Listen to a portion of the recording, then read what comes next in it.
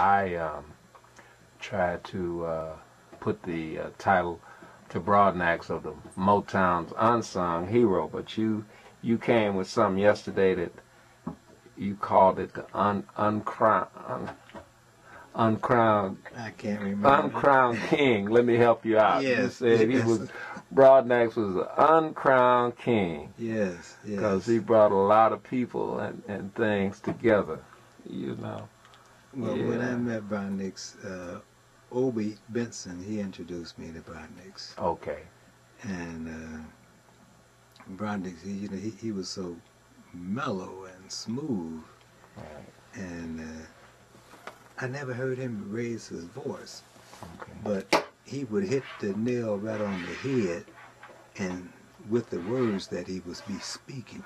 Right. And let you know that, hey, he's not playing, he's for real. Right. And you got to beware. Yeah. And Broadnax, he called it the way it really was. Called a spade a spade. Yes, sure. yes. Yeah. And he didn't have to raise his voice to get you to get the ground to tremble. I hear you. Right. Yes. Did you ever collaborate on any of the songs, anything?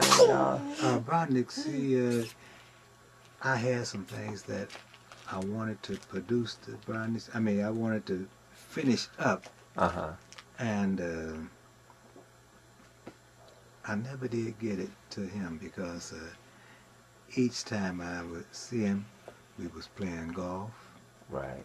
Or either he was instructing the Supremes. Right. Now talk about the golf game. What was some of your observations of you and him on the golf course? Hey, we started playing the same day. You, him, Benny Holloway. The same day. And Mickey Stevenson. Okay. Yes. And Broadnax would make up a rule. He said, hey, this is the way it should be. Right. And we looked at each other. He said, hey, yeah, it's all right with me. And they accepted that and told Broadnax, hey, you ought to send to the LPG, and not the LPG, but the PGA. Let them know, hey, hey, this game is so much of a hooker, and more people could get involved in it. Right. And Barney said, hey, leave it alone. Right. But I did tell him about a game that I had, and he said, hey, I'll back it if you get it going on.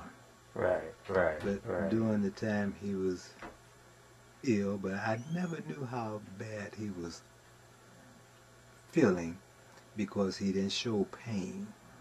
Right. Each time I saw him, he was strong. Matter of fact, he had just got out the hospital one time. He had his bag on the side. I said, I got you today. He said, you ain't got to. He said, don't have no mercy. He said, I ain't having no mercy. I got you today. Boy, he shot that ball straight down the center and looked over at me. I said, Right. Broadnax, we had to call him, it was another guy, we called him Rifle. Broadnax was, anything straight, that's him. Right. And he didn't go to the driving range, he didn't practice. He said, I practice on the golf course. Right. If he hit a bad shot, he'd drop another ball and hit it. He didn't count it, but he'd hit it. He said, now that's the one I wanted to hit. I should have hit it. But after the ball got on the green, he'd pick it up and say, y'all better be glad that wasn't my first ball. Right. But Broadnax, he said, and he said, we should clean our ball every time we swing. because these golf courses, especially Palmer, Right. you know, it's unfair. Right. You know. Right. Yeah. You say you very few guys could whoop him, huh? Hey, Broadnax played with the best With the and best. whooped the best. Whoop the best. And he didn't play in too many tournaments. Right. Right. He had his own style, and he said that was just to show out and all that. You know, he said, yeah, sure, you win some money, but it ain't that much money to be puffing about. Right. He said right. he get as much thrill in beating us than carrying a trophy around. Right. I got you. Yeah. He was a regular guy. Man, Yes, you know. yes. I know he. But it do us good just to be able to say we played with him. Right. We played with him, and then he said, "You know what you do?" And then he would tell us. He said, "Hey, you choking it, you squeezing the glove too tight." He said, "Don't squeeze it so tight." Little girl. All right. Okay, well, we're going to pause right here, and I'm going to, because, you know, we got so much I really want to talk to you about. But I'm kind of tired of holding this camera. Okay. But, man, hey, man, let me just ask you, were you ever out there on the golf course with Marvin Gaye? I didn't play with Marvin Gaye, but we played back and forth together as far as Marvin was in the first four, or either he was in the second four. Right. Because, you know, only four could play, you know, together. Right. But while, before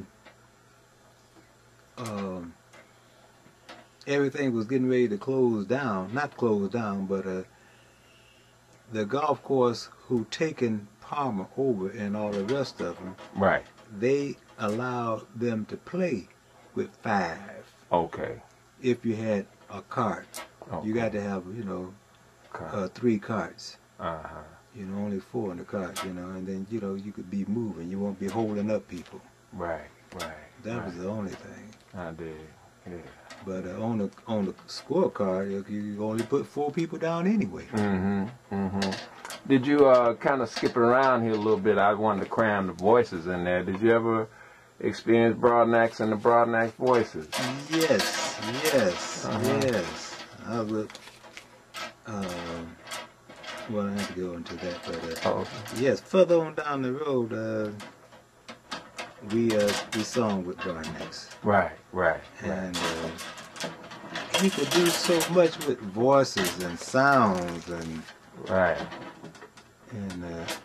with people. And what made it so good, there was nothing, no voices raised. Everybody, different personalities, but when he said, "Hey, this is what you do," everybody come together and did what he said. Flow. Right, exactly. And Broadnax was the master on all that. He even taught the Supremes. Right. And he learned from the tops. I got you. Lawrence was the key of the tops. Okay. Right. Without Lawrence, you know, hey. Right. Yes. Yeah. Okay. Like I said, I'm gonna come back and talk with you more. You know, but I do want to thank you immensely for. I'm gonna make you a copy of this. You got a lot in this one session. Okay. You know, so I'm gonna look forward to getting back with you and probably even hearing some of the tunes that you say. You got some instrumentals and different things that you got. Yes, so, I got some things I really wanted to. I told Broadnax that I got some things, and he said just let me hear him, bring it on over, bring it over. I got you. But I really wanted to. I told Broadnax that I got some things, and he said just let me hear him, bring it on over, bring it over. I got you. But he knew about it, but I didn't know he was gonna leave us this soon. Right. That is a shame, you know. But I'm taking it as a blessing in disguise. Right. Because when you was telling me about what you got from him and that you have did some things in his memory, I'm looking at it. I said, well, Broadnax, he's still talking to me. That's right. And it's not too late. That's right. And it kept coming back to me because I kept, when I thought I had missed Stevie, he was still here. That's right. He was still here. Right, right. And then I'm saying again, and then you said, well, and then you told me that you got his number. Hey, there's a